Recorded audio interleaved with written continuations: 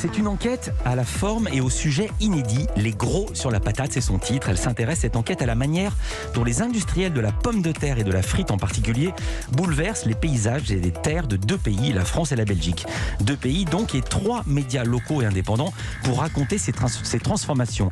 Ils se sont alliés et la démarche est rare. Il y a un flamand, Apache, un wallon, Médor, et un français, Médiacité au pluriel. Bonjour Pierre Lebovici. Bonjour. Vous êtes journaliste chez Médiacité. En quelques mots, pour qui ne connaîtrait pas, qu'est-ce que Médiacité ? Alors Médiacité, c'est un média local indépendant qui est basé dans 4 métropoles en France, Lille, Lyon, Nantes et Toulouse. Et on produit des enquêtes sur la politique, l'environnement, la vie locale. Des enquêtes, c'est que de l'écrit, mais ce sont des enquêtes en ligne. Ce sont des enquêtes en ligne. Il n'y a pas d'édition papier. Non, on produit effectivement de l'information que sur notre site. Vous le vivez comment ? Pardon, vous en vivez comment ? Pardonnez-moi, c'est le masque qui fait parfois savonner. Vous en vivez comment ? Il y a des abonnements. Absolument, on dépend quasi uniquement de nos abonnés, on en compte plus de 4000 aujourd'hui pour donc soutenir notre indépendance, et puis on a quelques revenus qui sont complétés par des partenariats éditoriaux avec des médias comme France 2 et Mediapart. Alors on va revenir sur votre démarche, sur les conditions du travail mené en commun avec ces 2 médias belges, Apache et Médor que j'ai cités, mais d'abord quelques mots de votre enquête. Pourquoi vous êtes-vous intéressé à l'industrie de la pomme de terre ?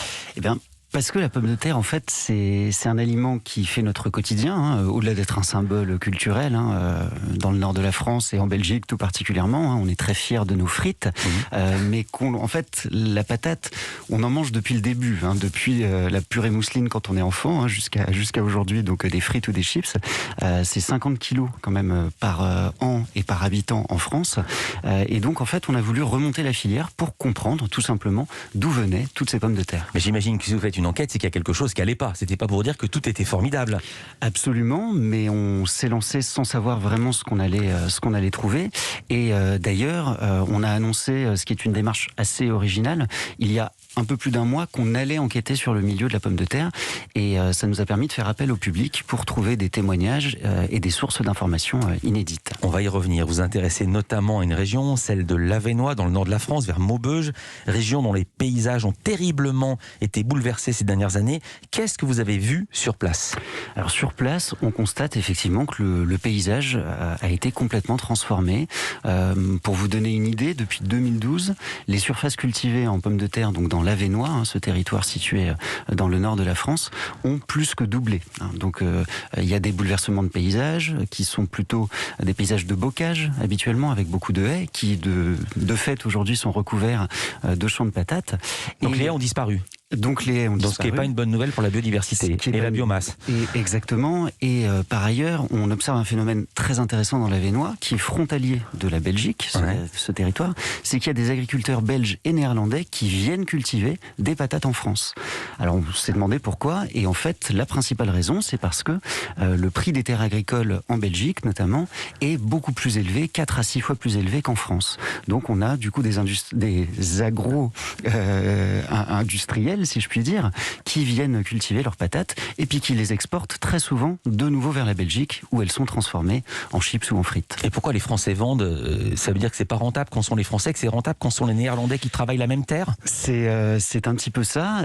Il y a aussi beaucoup de Français qui ne vendent pas leurs terres, mais qui les louent pour une durée déterminée, puisque la pomme de terre, en fait, c'est une culture qui est très exigeante et on ne peut pas ressemer, si vous voulez, d'année en année des pommes de terre. Donc il faut laisser du temps au champ pour se régénérer, au sol pour se régénérer, et ce qui provoque du coup un phénomène de location de terre dans l'Avesnois. Alors vous parlez également de l'industrie de la frite surgelée en pleine croissance. Ces dernières années, les producteurs sont adaptés à la demande des industriels pour le meilleur et pour le pire, écrivez-vous. Qu'est-ce que vous entendez par là ? Disons que comme le marché de la pomme de terre, il est en plein boom, en fait. C'est vraiment la principale découverte, nous, de notre enquête, c'est qu'on s'aperçoit qu'il y a une ruée vers la patate, une ruée donc vers les champs agricoles, comme on en parlait, et puis un phénomène de concentration du secteur dans les mains de quelques entreprises, en fait. Il y avait quelques entreprises familiales qui autrefois vendaient des pommes de terre, notamment en Belgique, qui sont devenues des mastodontes de la transformation de patates, et qui opèrent aussi en France. Pour vous donner une idée, en France, une frite industrielle sur 3 qu'on consomme, elle est produite par une seule entreprise, l'entreprise McCain. Donc ce phénomène, si vous voulez, de concentration, il est unique en fait, il est vraiment spécifique à la pomme de terre. En quoi est-il nocif ?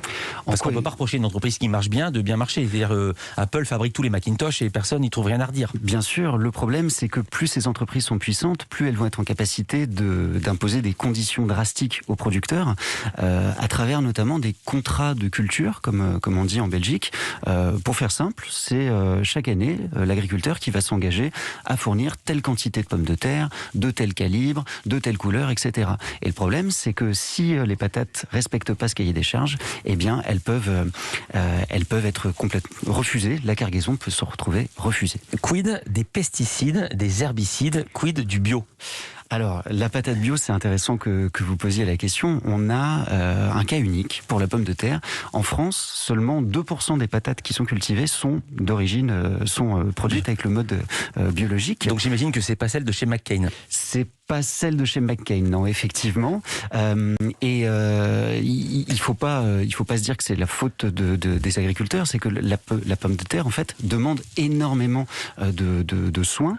Elle est sensible au mildiou, elle est sensible à des vers, des vers qui s'appellent des nématodes et qui, du coup, demandent un recours intensif aux pesticides.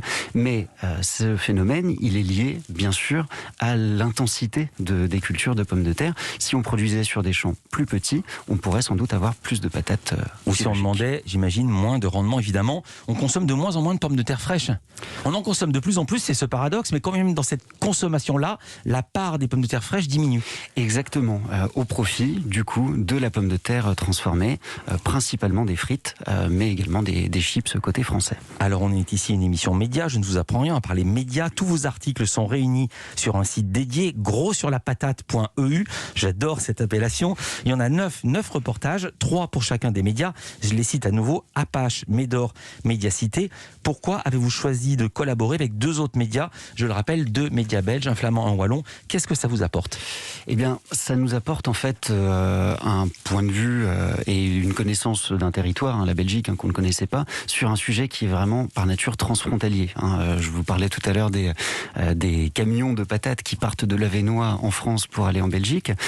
Donc on a pu ainsi vraiment comprendre comment la filière se structurait entre nos 2 pays. Et par ailleurs, on s'est allié à ces 2 médias, Apache et Médor, parce que ce sont des médias indépendants.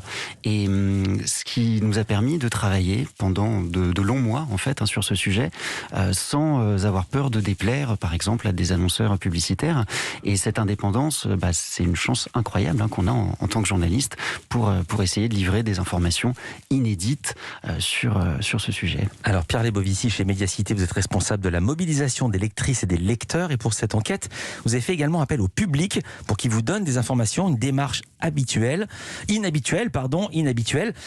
Est-ce que vous avez eu des réponses nombreuses et, dans le cas positif, qu'est-ce que vous avez découvert ? Qu'est-ce qu'on vous a appris ? Alors, on a eu des réponses, oui. On a eu une 50aine, en fait, de personnes qui nous ont contactés suite à l'annonce de cette enquête, donc qu'on a faite début janvier. Et on a dit, en fait, voilà, on veut enquêter sur l'industrie de la pomme de terre. Est-ce que vous êtes agriculteur, voisin d'agriculteur ? Est-ce que vous travaillez dans le commerce de pommes de terre ? Si oui, est-ce que vous êtes prêt à parler ? Et 50 contributions, c'est pas énorme, mais en fait, comme matière à traiter, ça a été... Si on a 50 témoins, on va faire une très très belle enquête avec 50 témoins. On est d'accord, et ça nous a donné accès à des informations qu'on n'aurait sans doute jamais eues autrement. Par exemple, un exemple on a rencontré des négociants en pommes de terre qui n'auraient pas voulu parler si on était passé par les services communication des entreprises pour lesquelles ils travaillaient. Un mot sur vous, Médiacité. Vous venez de lancer une souscription, c'était le mois dernier, pour ouvrir un 5e bureau. Ça sera dans quelle ville ? Alors oui, effectivement, d'ici la fin 2021, Médiacité va ouvrir une 5e édition. Je peux pas vous dire encore dans quelle ville. Il y en a plusieurs qui sont candidates effectivement. Et surtout, on a beaucoup d'appels du pied de la part de nos lectrices et de nos lecteurs. Je peux vous donner quelques noms de villes qui sont donc Bordeaux, Montpellier, Nice, Paris, pourquoi pas, villes dans lesquelles on nous demande. Voilà, en plus de Lille, Lyon, Toulouse et Nantes. Merci beaucoup d'avoir été avec nous, Pierre Lebovici. Je le rappelle, les Gros sur la patate, c'est en ligne depuis mardi et on retrouve ça sur le site, cette enquête, grossurlapatate.eu. À suivre, notre 2e info média du jour. Encore une enquête, lumière sur les circonstances de la mort de grands personnages historiques à travers une série documentaire passionnante. On en parle avec un médecin légiste, Philippe Charlier. À tout de suite.